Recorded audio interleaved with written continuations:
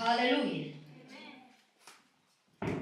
Rafiki, kwa imani tunapata haki, kwa kukiri tunapata wokovu. Karibu, nafasi ipo, utubu, ukiri toba, kuongoze sala ya toba, umpokee Yesu awe Bwana na Mwokozi wa maisha yako. Usimsikie tu kwa wengine, usimsikie kwa rafiki yako. Leo umpokee, umwambie Yesu, ingia ndani yangu, afanye makubwa zaidi ya hayo uliyoshuhudia. Bwana Yesu asifiwe. Karibu sana. Karibu, nafasi ipo.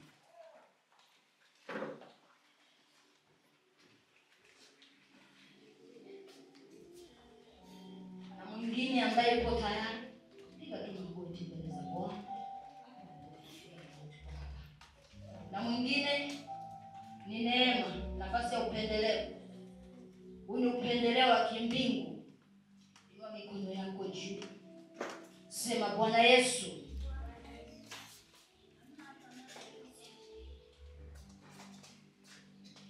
Bwana Yesu, Bwana Yesu, ninakupenda. nakupenda.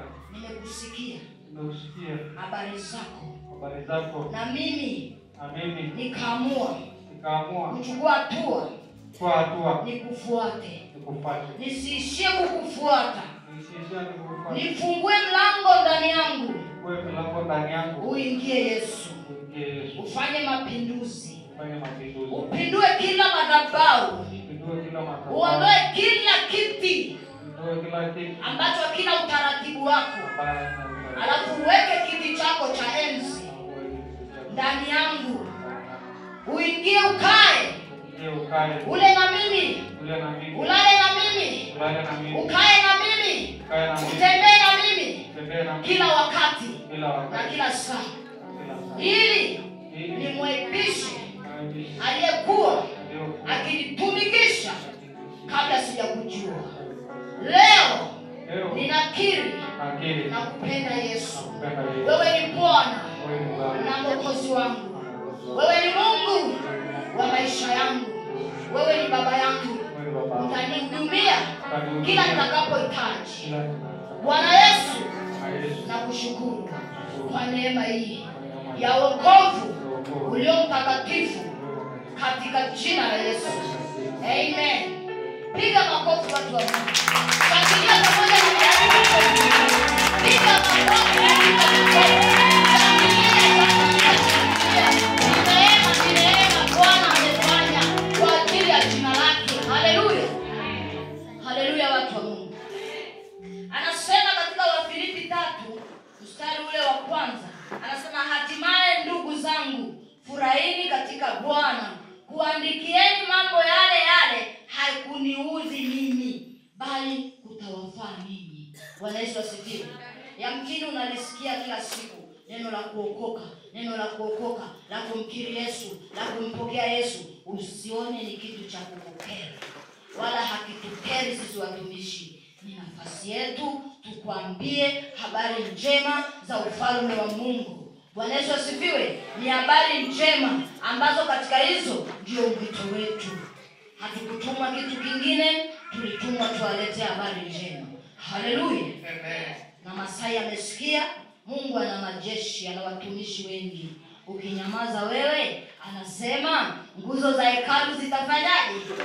Zitapiga kelele. Na ukinyamaza hata mawe yatasema. Bwana Yesu asifiwe sana. Kwa hiyo hatutanyamaza. Tusiruhusu mawe yaseme, tusiruhusu nguzo za hekalu zikasema, ili hali Mungu ametuweka. Bwana Yesu asifiwe. Wokovu sio ombi, ni lazima. Na ndio maana ikawekwa ni tiketi. Bwana Yesu asifiwe. Ni tiketi.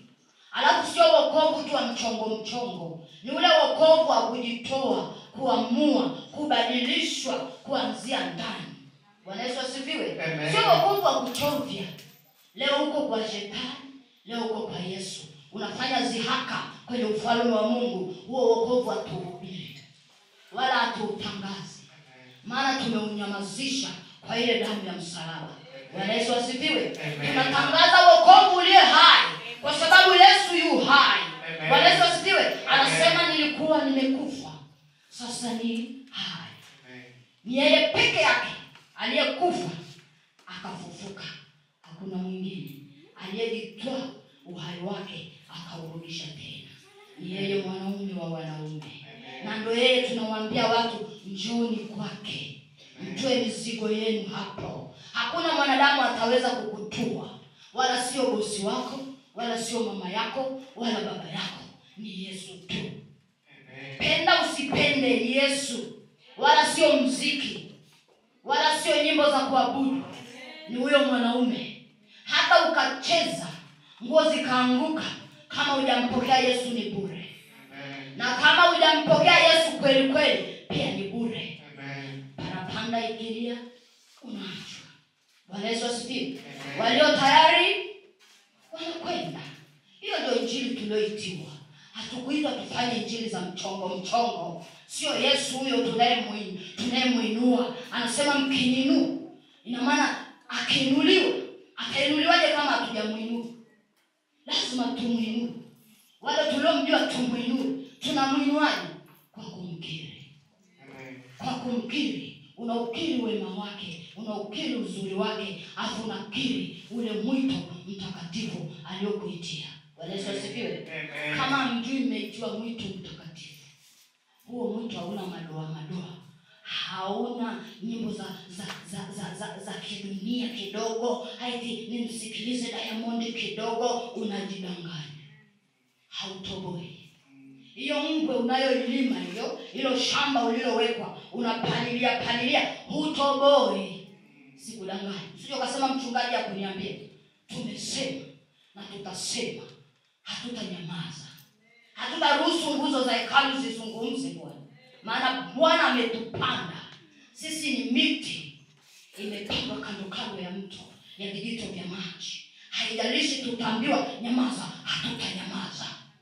Haijalishi kutawaka jua kali kiasi gani, hatutanyaushwa. Hatutakimbizwa na Yezebeli. Sisi tumepandwa Bwana na Yesu mwenyewe. Haleluya. Amen. Sasa tuende kwenye neno ambalo ni la siku ya leo. Neno la leo linasema wewe ni shujaa. Bwana Yesu asifiwe. Wewe ni shujaa. Tena sio shujaa tu wa dunia hii, wewe ni shujaa wa Bwana. Unapotembea ujue Bwana anakutazama. Anajivunia wewe. Anajivunia kukuumba. Usijichukulie poa. Usijichukulie hivi. Jithamini. Wewe ni wa thamani. Wewe ni wa thamani machoni pa Bwana. Anakuita wewe ni shujaa. Ndani yako amewekeza vitu vyake ndani. Anataka uviactivate. Activate power of the Holy Spirit. Ifanye iamshe kwa namna ya tofauti kidogo, sio kwa namna za ulimwengu. Bwana Yesu asifiwe. Nikisema za ulimwengu ni namna za mchongo. Sasa hivi ukimkuta mlokole huwezi kumtofautisha Bwana. Hauwezi kumtofautisha. Anakuambia nimeokoka na mpenda Yesu. Lakini hana tofauti na yule ambaye hamjui Yesu.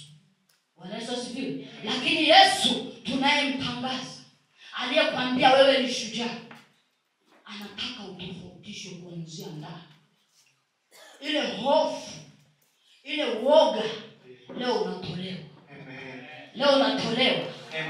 Ninakuja neno, anasema nitalituma neno langu. Nitalituma neno ambalo ni Yesu atawatoa kwenye maangamizi ya mauti na kuzimu. Mauti haitakugharikisha wala kuzimu haitakutisha. Maana Bwana anafungua, amewafunga, amezinyamazisha. Relax kwa Bwana. Wewe ni shujaa. Wewe ni shujaa wa Bwana. Neno hili linatoka katika kitabu cha Waamuzi 6 mstari wa 24. Waamuzi 6. Aliyepata Waamuzi 6:24 inasema, ndio. Ndipo Gideoni akamjengea Bwana madhabahu hapo, akaita jina lake Yehova Shalom. Hata hivi leo iko huko katika Ofra ya Wabizieri. Bwana Yesu asifiwe. Amen. Ongeza na 25. 25 inasema, ikawa usiku huo Bwana akamwambia, mtwae ng'ombe wa baba yako, yani ng'ombe wa pili wa miaka 7, ukaiangushe madhabahu ya Baali alionayo baba yako, ukaikate Ashera ile iliyo karibu nayo. 26. Bwana Yesu asifiwe. Bwana Yesu asifiwe sana. Mungu anapokutafuta, anapotaka akutumie, kuna vitu anaangalia kwenye maisha ya mwanadamu, kwenye maisha ya mtu. Anaona madhabahu. Kuna madhabahu zimeshika mtu ili asiweze kwenda kutumika. Unaweza ukajiangalia hivi, ukajichukulia kwamba hivi ndivyo nilivyo, sivyo ulivyo. Sio mapenzi ya Mungu wewe uwe hivyo ulivyo. Bwana Yesu asifiwe. Mungu amekufanya wewe ni shujaa. Unajiamini. Ukisoma hizi habari za huyu Gideoni utaelewa vizuri. Wakati Gideoni Bwana amemuona, anamtokea. Gideoni cha kwanza aligundua huyu ni upendeleo, huyu ni Bwana anataka afanye kitu kwenye maisha yangu. Gideoni kwa ile neema akajenga madhabahu mahali pale. Kwa sababu gani? Leo utajua kwa nini Gideoni alijenga madhabahu, kwa nini Ibrahimu alijenga madhabahu, na kwa nini ile madhabahu ya baba yake Gideoni ilikufa, iliuawa na neno la Bwana. Maana kwa neno la Bwana Gideoni alipata nguvu ya kuiua na kuibomoa. Bwana Yesu asifiwe. Amen. Bwana Yesu asifiwe sana. Amen. Madhabahu ni kitu au ni mahali ambapo watu wanapeleka malalamiko yao au matakwa yao, wapewe majibu ya vitu walivyovipeleka. Bwana Yesu asifiwe. Amen. Bwana Yesu asifiwe sana. Amen. Kwa hiyo madhabahu ya giza ni eneo ambalo wanakwenda washirikina, waganga, wachawi, wanakaa, wanapeleka hoja zao. Wanasema simpendi fulani wala simpati fulani kwa sababu ni mzuri kuliko mimi, kwa sababu ana kitu fulani ambacho mimi sina. Kwa hiyo nimekuja kwenye hii madhabahu nipate kujibiwa lalamiko langu. Ninachotaka ni kukomesha. Bwana Yesu asifiwe. Na wewe hujui mtu wa Mungu, umeishi kama vuguvugu. Leo upo huku na dance, leo upo na dance. Unasema Mungu ni wa kwetu sote. Hujui njia unayoiendea. Hauna madhabahu ambayo unakwenda kutaka majibu hapo. Hauoni umuhimu wa kujiweka kwenye madhabahu fulani itakayolia na kutoa majibu yako. Lakini wachawi wanajua, washirikina wanajua. Wakicheza na wewe wanakumaliza. Wanakumaliza. Wanakuwekea hofu. Huwezi kufanya kazi ya maana. Maana ukijitazama unasema mimi si stahili. Ukijiangalia unaona ni akili zako.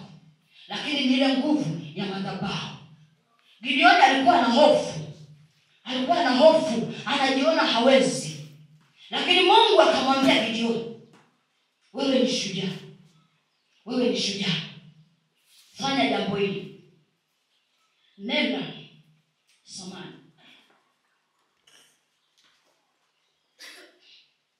Nakohoa. Kwa nivumilie.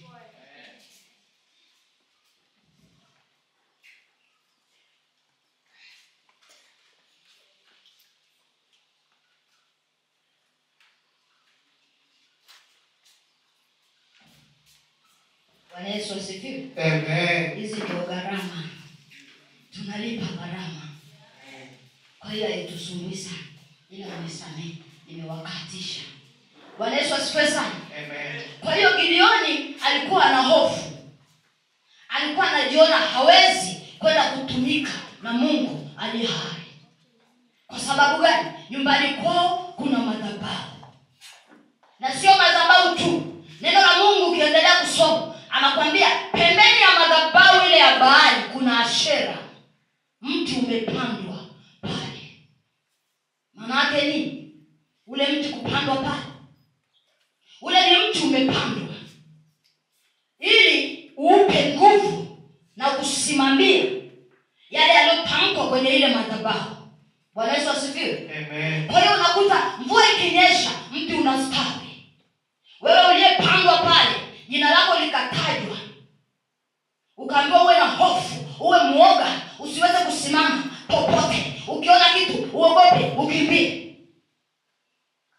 Ule mtu ukistawi, wewe unazidi kuwa muoga, unakuwa na hofu. Wamepanda Ashera,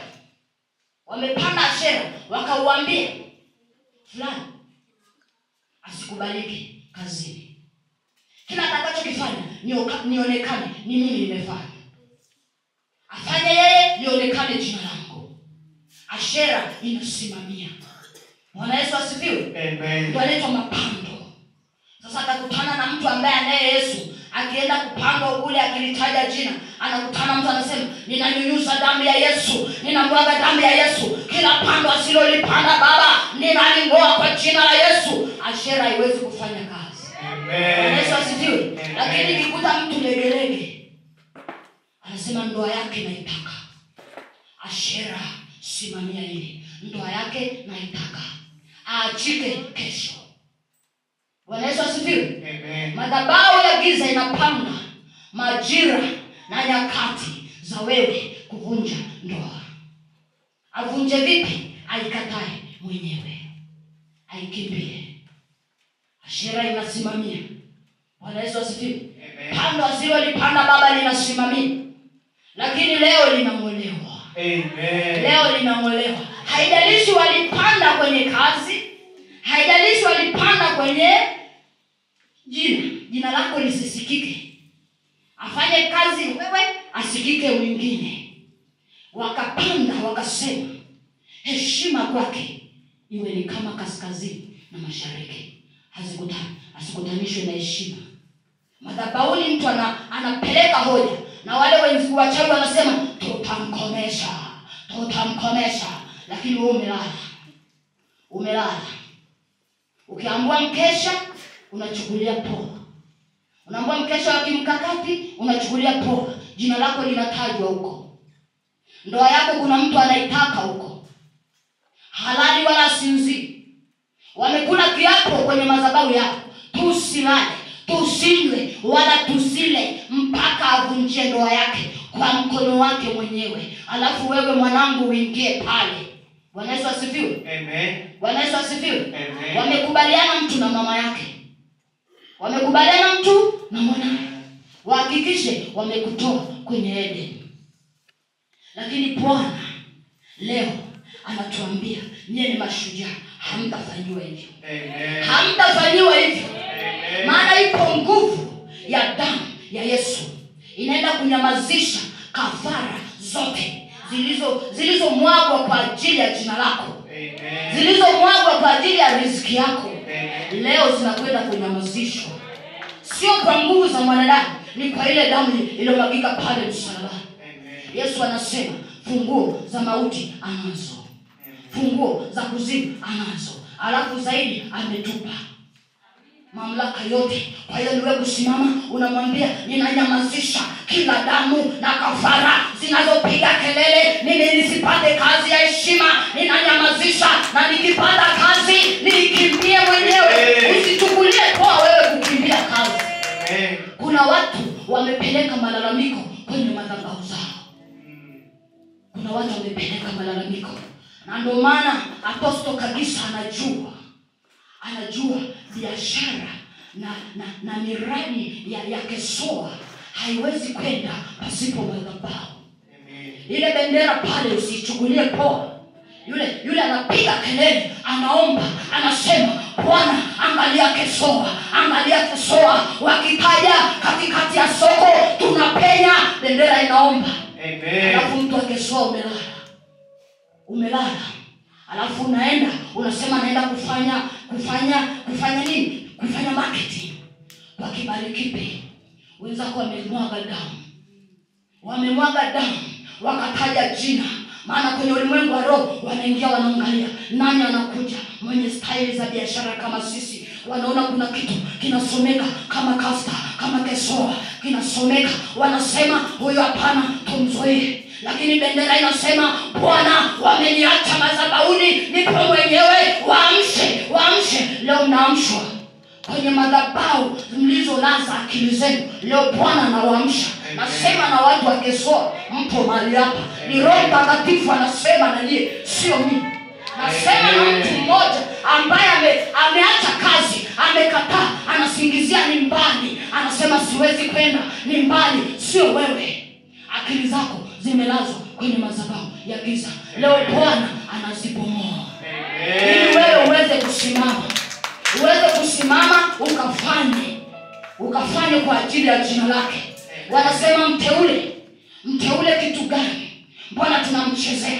Mteule kitu gani? Bwana amesikia matambo yao juu yako. Bwana amesikia wakipamba juu yako, wakisema wewe ni mlokole, lakini wana nguvu juu yako. Leo madhabahu zinapigwa. Ashera zinang'olewa. Alafu zinafanyika kuni. Bwana Yesu asifiwe. Zenyewe zinachoma zile kazi zao. Bwana Yesu asifiwe. Mungu wetu hapendi ziaka, ila anataka utii. Roho anaposema usichukulie ni poa. Sikutaka kusema haya leo. Kuna somo nilitaka kufundisha, lakini Roho Mungu anasema sema na watu wangu. Kuna namna wameshikwa, kuna namna hawawezi, wanajiona wameamka, kumbe bado wamelala. Bwana Yesu asifiwe. Bwana Yesu asifiwe sana. Kuna namna watu wamelala, watu wa Mungu wakitaka kufanya jambo, anakwenda kuuliza, anaangalia kama vile siasa, anauliza eti jambo hili nilifanya. Anasema wengi wapi? Kwa hiyo atakayejibiwa na wengi, hilo ndio jibu sahihi. Mungu hayupo hivyo. Mungu anaangalia mtu mmoja. Anaangalia wachache. Bwana Yesu asifiwe. Anaangalia wachache. Haangalii wengi. Anaangalia wengi wanasema nini? Anaangalia mapenzi yake. Umeamriwa nenda ukafanye jambo fulani, kafanye. Acha kuuliza. Sikiliza sauti ya ndani. Maana wewe ni mteule. Tunaamini katika Roho Mtakatifu. Tunaamini Roho anasema. Upo kazini, acha kuchukulia poa kila mtu. Ukachukulia huyu ni mzuri kwako. Hapana, ana madhabahu yake. Usimfungulie mlango akaingia, akajua siri, akajua namna ya kupiga hilo eneo. Akifika kule kwenye madhabahu zao, anasema yeye nguvu yake iko hapa. Kwa hiyo tuhakikishe ile eneo tunalikomesha. Bwana Yesu asifiwe. Amen. Lakini neno la Mungu linasema Gideoni akaambiwa leo aende akaibomoe madhabahu iliyoko kwa baba yake na ile Ashera iliyoko pembeni ya ile madhabahu, ili Bwana aondoe ule woga uliopishwa kwenye ile madhabahu, maana yeye ni shujaa. Bwana Yesu asifiwe. Kuna namna ukijiangalia unaona hustahili kuolewa na mwanaume mzuri. Unasema tu yoyote atakaye kuja ni sawa. Ndivyo hivyo walivyokunenea. Kwamba wewe uchukue yoyote. Sema sitachukua yoyote. Na wewe mwanaume hutachukua mwanamke yoyote. Maana Bwana ameona matambo yao juu yako. Ameona. Leo anayapiga madhabahu. Bwana Yesu asifiwe. Anayapiga madhabahu. Kwa hiyo mtu wa Mungu, unapokwenda kufanya jambo, ujue kwamba kuna umuhimu wa kutengeneza madhabahu. Kuna umuhimu wa kuwa na madhabahu. Maana Gideoni aliambiwa akishazibomoa zile madhabahu, ajenge madhabahu juu ya ngome ile. Bwana Yesu asifiwe. Huwezi kubomoa madhabahu na ashera zao alafu kaacha tu. Wakija wanapanda tena. Maana wana hasira na wewe. Bwana Yesu asifiwe. Wana hasira. Kwa nini umevunja? Wakati yeye alikuwa anatumia nyota yako, anaingizia mambo yake, alikuwa anakutumia. Kuna watu wengine maofisi mnatumika na mabosi. Nyota zenu ndio kila kitu. Hamjui. Kienda kwenye ofisi yake anakachupa, ndani ameweka jina lako. Hujui ile ni madhabahu. Kuna wakati anaifanyia ibada, lakini wewe kwako hauifanyii ibada, umeipa kisogo. Alafu unataka iwe na nguvu. Hatuendi hivyo. Hatuendi hivyo. Kama washirikina ni watiifu kwenye madhabahu zao, si zaidi Mungu aliye hai? Si zaidi Mungu aliye hai? Hata Gideoni wakati anapewa yale majeshi, hakuambiwa achukue watu wengi. Hata wewe usisikilize mtu bwana. Kama ni mshauri, tafuta mtu mmoja ambaye Roho Mtakatifu amekupa amani naye. Sio kila mtu wa kumuomba ushauri, sio kila mtu wa kusema naye. Wengine ni mapando.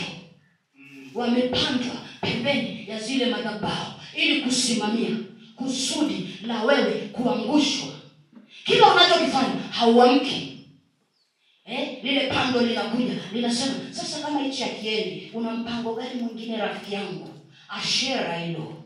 Ashera linakufuatilia, linasimamia, linahakikisha limesimamia ule mpango ule uliokubaliwa kule kwamba tutamkomesha. Kila akiingia kwenye ndoa ivunjike. Unaona ndoa ya kwanza imevunjika, unasema ni sawa.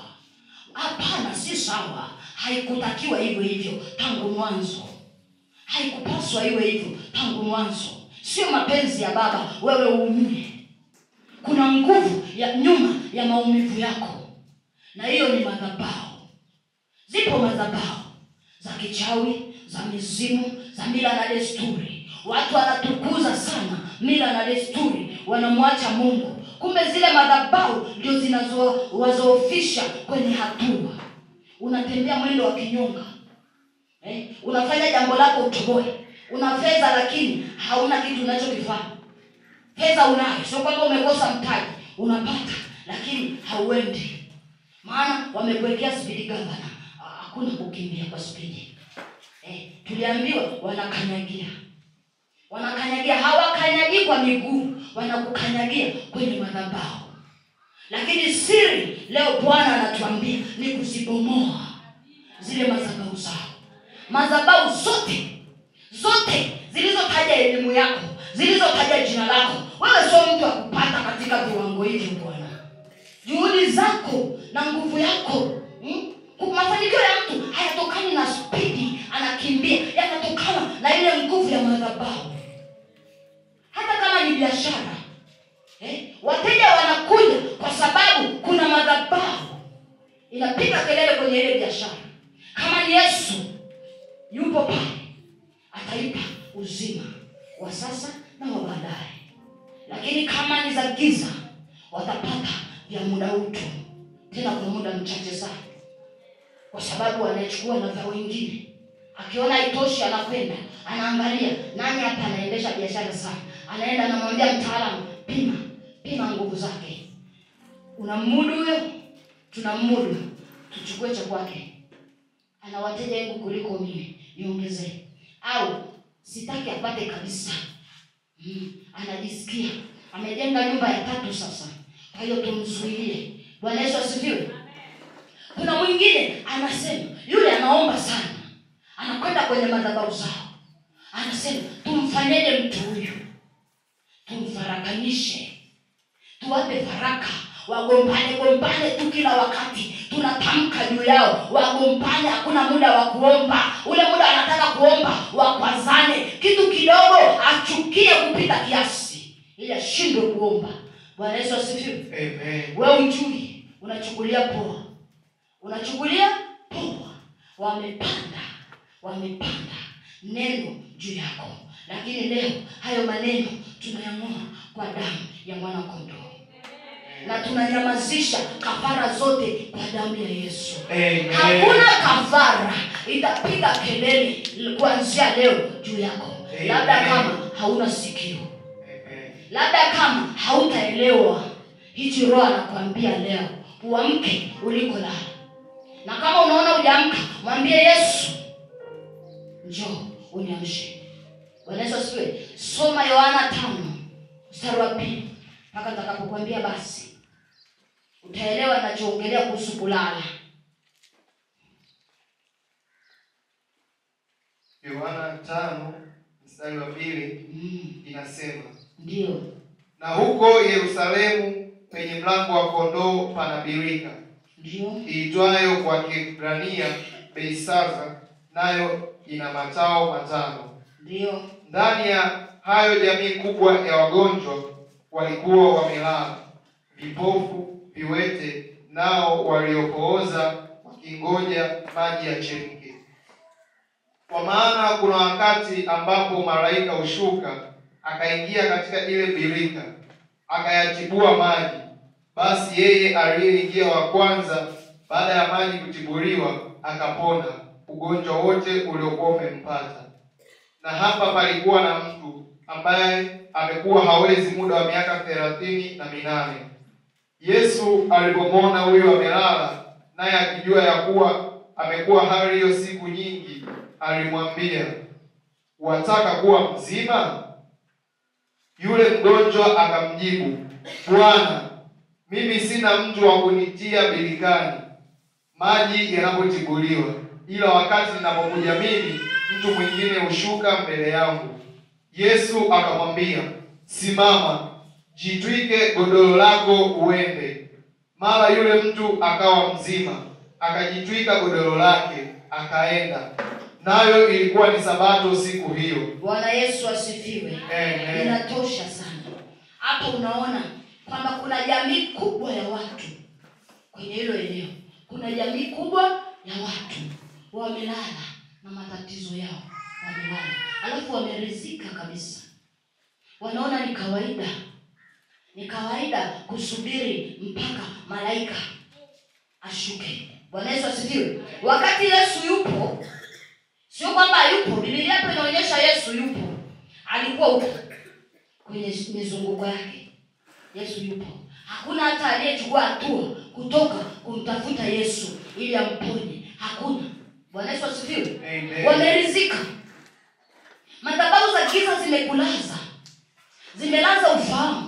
Zimekupandia ashera, zikasema utaumwa, utaumwa. Kila majira haya wenzako wanaenda kufanya kazi, wanazalisha. Nyakati hizi ni za mzunguko wa fedha, wewe uumwe, ulazwe. Kila wakati wa mzunguko wa fedha mzuri, katika misimu ile ya kuzalisha, wewe umelala, ni mgonjwa. Unasema ni sawa. Ndio hivyo, yani mimi kila mwaka ikifikaga mwezi huu, mimi lazima niumwe. Yani mimi lazima niumwe. Ndio maana nimejiandaa hapa. Mimi najua tu karibuni nitaumwa. Utaona amerizika. Amerizika. Anaona ni sawa. Kwa sababu anasema, "Kwani mimi mwenyewe kwenye hii dunia naumwa? Watu wengi wanaumwa. Nenda hospitali, nenda uone. Uone watu wanavyoumwa. Si heri hata mimi mpaka ifike mwezi wa 6. Wengine wanaumwa siku zote." Anaona ni sawa. Kumbe wamenena kwenye madhabahu, wakapanda ashera, wakaiambia, "Simamia, isipite. Ikifika mwezi wa 6 aanze kuumwa." Bwana Yesu asifiwe. Amen. Bwana Yesu asifiwe sana. Amen. Yaani mtu mwingine ameolewa tu hivi, wanaenda kumwambia akipata ujauzito asiamke hapo ndani. Augue, asijiweze hata kuoga, asiweze kuoga, anuke. Bwana Yesu asifiwe. Wewe unasema ni mimba. Bwana Yesu asifiwe. Unasema ni mimba. Kumbe sio mimba. Wamesema ili mume wako aondoke, achepuke. Hapo akifika kule kuna roho anapata. Sijui umenielewa. Anakutana na maroho ya umaskini. Analeta umaskini nyumbani. Wanatafuta namna ya kuingiza. Wanaangalia mlango. Wale watu wana akili sana. Ni wajanja. Wanapiga huko na huko. Wanatumia jiwe hili, wanakupiga. Wanakufanya mchafu, ujipendi, unasema ni ujauzito. Kataa hiyo roho kwa ujauzito. Kataa kabisa. Waambie nimepewa ujauzito, sio wa mateso. Nimepewa ujauzito, niwe na nguvu. Mimi ni muumbaji, tamka. Watu tumepita huko Bwana, tumekutana navyo, lakini tukasema hapana, tunakataa hii hali, na Bwana akaipiga. Bwana Yesu asifiwe. Amen. Wanataka wapate mlango wa kuingilia ndoa. Alafu unachukulia poa. Unasema mume wangu sio muelewa. Wakati wanakupandia na yeye wamempandia. Wakasema na atakapoona hivyo asiweze kuvumilia, akimbie. Bwana Yesu asifiwe. Amen. Akimbie. Unaishia kuita vikao vya familia. Ni mlokole, lakini unasema, "Baba, hebu njooni, nitatumia na nauli." Na hela unazidi kutumia.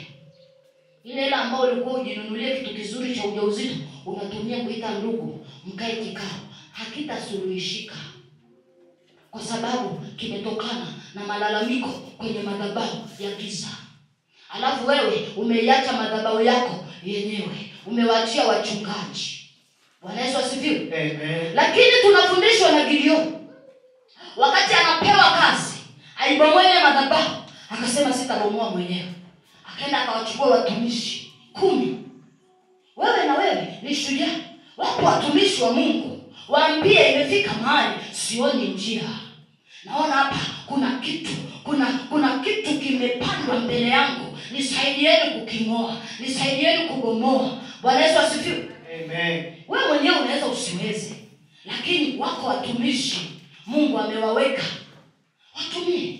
Uwe na hekima, uwe na busara, ujue kuishi nao. Bwana Yesu asifiwe. Amen. Una busara. Usijiinue. Kuna watu wanapenda kujinua. Kujishusha kwao ni mwiko, na hiyo roho pia ukute kamenewa. Ashera inasimamia kwamba ajinue akose msaada. Pale unapotaka kushauriwa jambo zuri, umejinua. Uko hapa juu. Haushauriki. Hauambiliki. Wewe ni wewe. Wewe ni wewe. Neno la Mungu linasema, Yesu mbinguni akasema, na tumfanye mtu kwa sura yetu na kwa mfano wetu. Walikaa watatu, nafsi tatu, wakafanya mambo makubwa. Wewe ni nani usiyeshaurika? Wewe ni nani usiambilika? Sikia neno la Bwana, ubadilike. Uamke huko kwenye hiyo madhabahu. Kama uwezi mwenyewe, yule mgonjwa alikuwa hawezi. Alafu kibaya zaidi, amejaa malalamishi. Hana kujishusha. Yesu amempendelea, amemwendea, anamwambia unataka nini? Bado analalamika, analaumu. Anasema, ni hawa bana. Hawa hapa hawataki kufanya sio nini? Wewe unataka nini? Achana na mambo ya wenzio. Achana na mambo walioyafanya. Nimekuuliza wewe, unataka kuamka leo kwenye hiyo madhabahu? Unataka kulikomboa jina lako kwenye hiyo madhabahu? Sema ndio. Sema ndio. Maana neema aliyoipata huyu sio kila mtu ataipata. Yesu anakusikiliza. Unachosema anafanya. Umekataa kusema, unaleta malalamiko, kuacha. Kuna watu wengi wanapiga kelele, wateule, wanamhitaji Mungu. Kwa hiyo usitegemee neema aliyoipata huyu mgonjwa. Kwanza kuangaika kumtafuta Yesu. Yesu kampendelea, kamfuata. Kule waliko wale watu wasiomtaka Mungu. Unajua maana yake? Wanataka kupona, wanataka kutolewa kwenye madhabahu za giza bila utaratibu. Wanataka wadumbukie kisimani, watoke waendelee na mambo yao. Hawataki kuambiwa kwamba simama, chukua godoro lako, jitwike godoro lako uende. Hawataki hizo. Hawataki maelekezo. Hawataki. Hapo wanataka akombolewe. Kivipi? Kila nguvu ina maelekezo. Bwana Yesu asifiwe. Amen. Bwana Yesu asifiwe. Amen. Unatakiwa tutake na maelekezo. Alafu Yesu kiendelea kusoma, anasema aliketi pembeni. Alikuwa amesimama pembeni. Anamwangalia yule mtu aliyomponya. Alafu baadaye akamfuata, akampa maelekezo mengine. Lakini wale waliokuwa wakidumbukia visimani walikuwa wapewi maelekezo. Kesho tena wanakutana nacho kikubwa zaidi, wanarudi kisimani. Sijui umenielewa? Yule mwanamke Msamaria pale kisimani aliambiwaje? Ungalijua karama ya Mungu, ungetaka mimi, ungeomba mimi nikupe maji. Maana maji nitakayokupa hautarudi tena kisimani. Bwana Yesu asifiwe. Amen. Yesu wokovu wake, ukombozi wake sio wa kurudi. Zingatia maelekezo. Umekombolewa mara moja, fuata maelekezo. Anasema usitende dhambi tena, lisije likakupata kubwa baya zaidi ya hilo la kwanza. Bwana Yesu asifiwe. Amen. Kwa sababu kama walilipeleka jina kwenye madhabahu, ukaleta mchezo, ukafungulia mlango wakaingia, hawatabeba jina tu, watakubeba mzobe. Watakushika mikono na miguu, watakulaza kabisa. Bwana Yesu asifiwe. Amen. Watasema sasa asiamke kabisa. Kile kidogo alikuwa anapata akose kabisa. Bwana Yesu asifiwe. Amen. Alafu tunamdisconnect na wapendwa walokole. tunamdisconnect. Kuanzia leo asitamani marafiki waliookoka, maana watamshauri. Madhabahu tunaomba fanya hivi, ashera inasimamia. Unapigiwa simu naambia bwana huyu naye anasumbua. Ibada wameshakulaza. Maana wanajua siri utaamka. Maana walizembea mwanzo, ukalikomboa jina. Alafu ukafungulia mlango, wakasema sasa turudi. Sasa hivi tukomeshe kabisa. Kama ni mdada, sasa hivi tuzuie. Hakuna kutongozwa kabisa. Asubuhi mpaka jioni hata hujaambiwa mambo. Unatembea tu. Unasema labda huyo hapo. Huyo unafika ndo kwanza yuko na simu yake. Unasema ina maana anioni. Hata habari kweli. Nilipopigilia hivi. Ulifungua mlango wamekulaza. Amen. Alafu mkaka ukijiangalia unasema mimi ni handsome. Nikitaka mwanamke naoa. Kila unaenda unasema hata huyu anakataa huyu. Maajabu. Sio maajabu.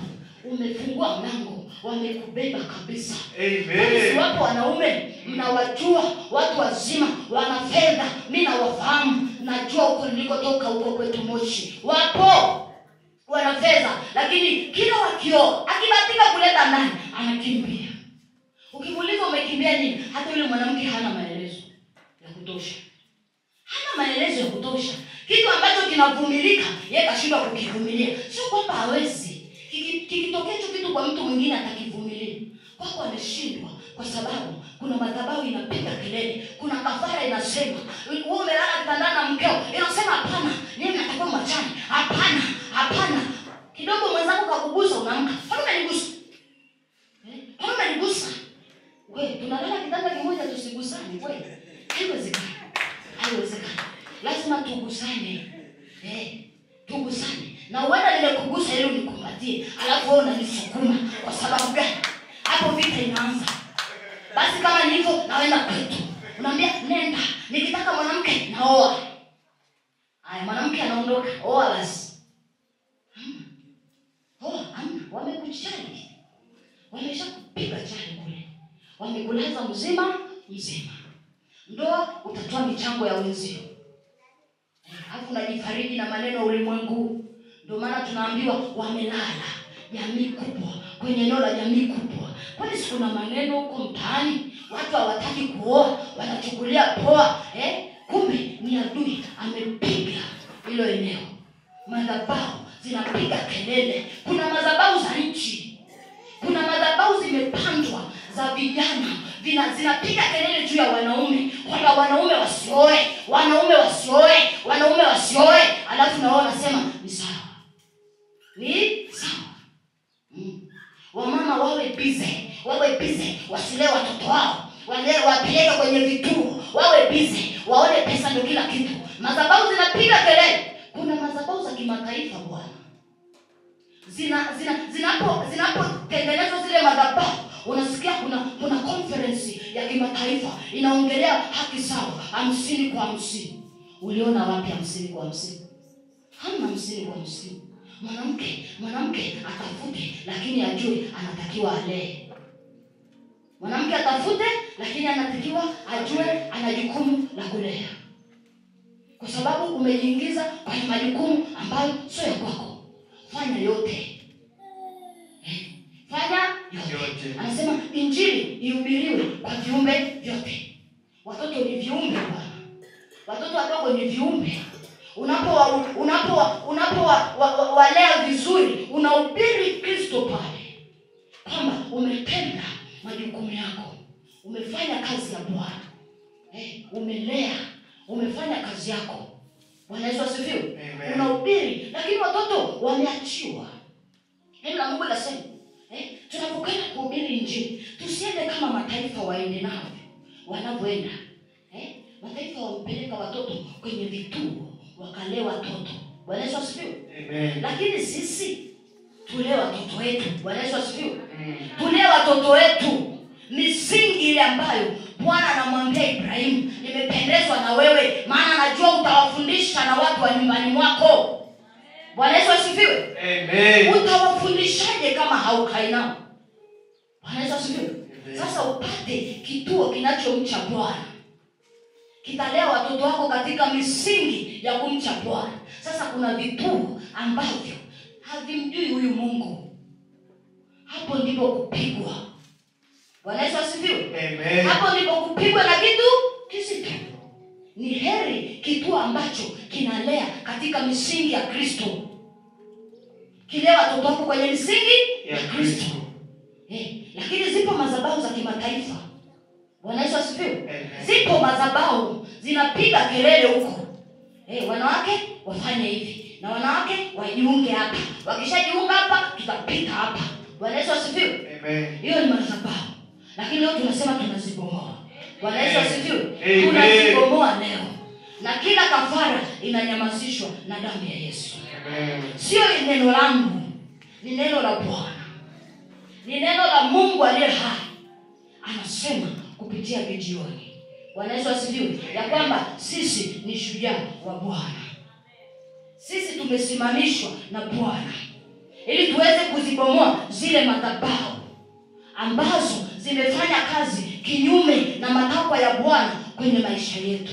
Bwana Yesu asifiwe. Amen. Zimefanya kazi kinyume na namna ambavyo tulitakiwa tuwe. Kuna mtu ana tabia ambazo sio za kwake. Hata yeye mwenyewe ana wakati anajishangaa. Anajishangaa sio tabia zake. Amebadilika. Ni kwa sababu ya namna ya ulimwengu huu. Bwana Yesu asifiwe. Amen. Kwa namna ya ulimwengu huu. Na huu ulimwengu umeshikwa na nguzo. Biblia inatuambia hapo kwenye Yohana 5 kuna matao matano. Mifumo imeshika. Watu wanaishi humo ndani. Ile mifumo imeshika. Alafu mtu yumo humo ndani anaona ni sawa. Bwana Yesu asifiwe. Kwa sababu gani? Hofu, woga, kwamba watanifanya hivi. Hapana, hata wakufanye. Hizo ndio gharama za wokovu. Yesu mwenyewe alikataliwa na Wayahudi, akakimbia akaondoka Uyahudi.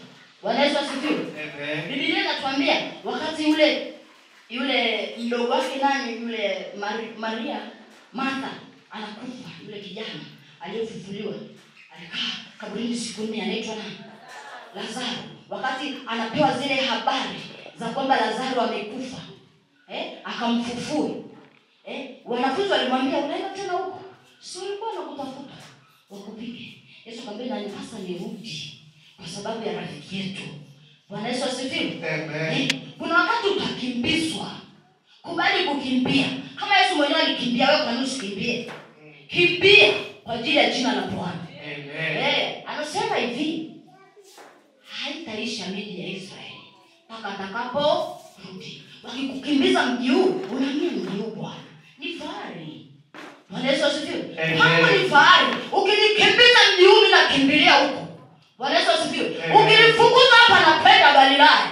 Amen. Ukinifukuza Galilaya mimi nakwenda huko pengine ambapo Bwana ananiambia nenda, pita hapa, nenda. Wewe ni shujaa, nenda. Na mimi nakwenda. Amen. Maana nilikotoka na pejua. Amen. Hakuna madhabahu itanishika. Ilichelewa. Kama ikufanya huko nyuma imekwisha kuchelewa. Amen. Na leo tunazifinya. Amen. Bwana Yesu asifiwe. Tunazifinya. Amen. Na hatutaacha. Amen. Labda nyie mwache, mimi sitaacha. Sitaacha. Alafu mimi ni jiwe lililo hai. Sinyamazishwi na Yezebeli. Sinyamazishwi na sauti za watu. Eti nyamaza. Walikuwa wanamwambia Yesu, watoto hao wasikie watoto wanaposema, wanyamazishe. Yesu akawaambia, wakinyamaza hawa nguzo za hekalu zitasema. Amen. Mimi sitanyamaza Bwana. Amen. Sitanyamaza ili hali Roho Mtakatifu ameniruhusu nitasema. Amen. Bwana Yesu asifiwe. Nitasema ili nisidaiwe. Amen. Nitapiga kelele ili nisidaiwe. Amen. Alafu nitamwambia Bwana, nimefanya na kungoja. Nimefanya na kungoja. Na kungoja uniache. Nijue nimeachwa kwa sababu ya kweli. Nimeachwa tena na nani? Na ile kweli. Na mimi najua sitaachwa. Unajua kwa nini sitaachwa?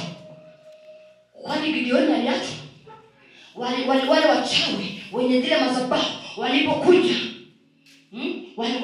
walipokuwa wakisema, wanamwambia Yoashi, mlete mwanao tumuue kwa sababu ameangusha zile madhabahu. Mlete tumuue. Yoashi alisema kama Baali hata jitetea mwenyewe, huyo atakayemtetea uwawe yeye. Bwana Yesu asifiwe. Amen. Ndipo Yesu akawajibu, usimguse mteule wangu. Usimguse. Wao mwache aende. Nina kazi naye. Anakwenda kufanya fadhili nyingine Bwana. Katika jina la Yesu. Amen. Katika jina la Yesu. Amen. Huyu ndio Mungu tunayemhubiri. Hawezi kuruhusu waganga na wachawi na washirikina wakakujia wakakupiga. Hawezi. Ukiona wamekuja wamekugusa. Kuna watu wanaguswa wakisema kitu ofisini, wenyewe ni bosi lakini ananyamazishwa. Usichukulie poa mtu kuipandia sauti yako. Usichukulie poa hana mamlaka alafu anaipandia. Kuna nini kinampa jeuri kama si madhabahu? Na wewe rudi kwenye madhabahu ya Mungu aliye hai. Mwambie wewe ni hai. Zile sauti yangu iwe hai. Nazima sauti yake kwa damu ya Yesu. Maana kwa nafasi yangu nilipaswa nipaze sauti mimi. Bwana Yesu asifiwe. Amen. Usichukulie mchezo. Mambo hayaendi simple Bwana. Ndio maana Mungu alimwambia Gideoni ya kupasa uiue kwanza hii madhabahu. Na hii ashera ulikate. Alafu uichome. Bwana Yesu asifiwe. Alafu upande ujenge madhabahu ya Bwana. Ina maana ukishafanya hayo, mwambie Yesu, weka kiti cha enzi ndani. Weka kiti cha enzi ndani. Asipokuwa na kiti ndani yako, nani atatawala mambo yako? Nani atatawala? Watakupeperusha kama bendera, utapepea. Watakufanya makapi, wakikupuliza unapepea. Bwana Yesu asifiwe. Wakisema sasa hivi tunampuliza atoke kampuni hii aende nyingine atupishe, unapepea. Akifika huko asikae miezi 6, unaenda. Kwani si wanafanya hivyo? Wanafanya. Lakini leo simama kwa miguu yako. Mwambie Yesu, kwa damu ya Yesu ninakwenda kunyamazisha kila kafara. Simama, omba mwenyewe. Gideoni alipoambiwa afanye, Mungu hakuja kwenye kiti kule, akaacha kiti chake cha enzi, akaja kuivunja ile madhabahu. Alisimama mwenyewe. Simama sasa hivi. Simama, muda umekwisha. Simama, tuishambulie madhabahu ya Baali. Simama. Kila kilichokukwamisha, kila kilichoharibu mipango yako, kila kilichokuondolea heshima yako,